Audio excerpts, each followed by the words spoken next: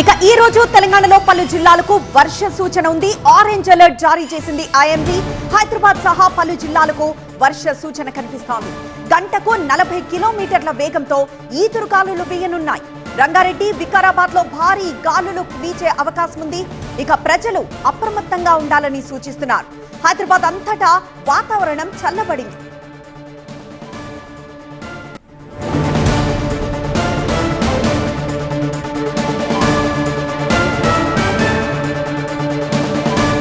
తెలంగాణలోని పలు జిల్లాల్లో భారీ వర్షం కురుస్తోంది. ఉరుములు, మెరుపులు, ఈదురుగాలులతో కూడిన వర్షం పడుతోంది. సిద్దిపేట జిల్లా మస్తియాలలో 12.3 సెంటీమీటర్ల వర్షపాతం నమోదైంది. మహబూబ్ నగర్ జిల్లా భూత్పూర్ మండలంలో 11 సెంటీమీటర్ల వర్షపాతం నమోదైంది. ఇక నాగర్ కర్నూలు జిల్లా తిమ్మాజీపేటలో 8.4 సెంటీమీటర్ల వర్షపాతం నమోదైంది.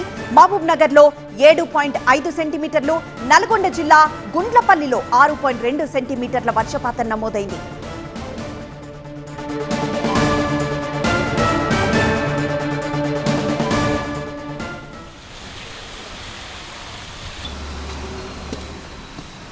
నిన్న హైదరాబాద్ లో నిప్పులు కురిపించిన భానుడు ఇప్పుడు కాస్త నెమ్మదించాడు. రాత్రి నుంచి చిరుజల్లులతో హైదరాబాద్ అంతటా వాతావరణం చల్లబడింది.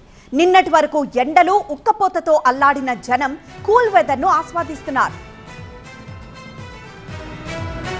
హైదరాబాద్ లో వాతావరణంపై మరిన్ని డీటెయిల్స్ మా ప్రిన్సిపల్ కరెస్పాండెంట్ జ్యోతి అందిస్తారు.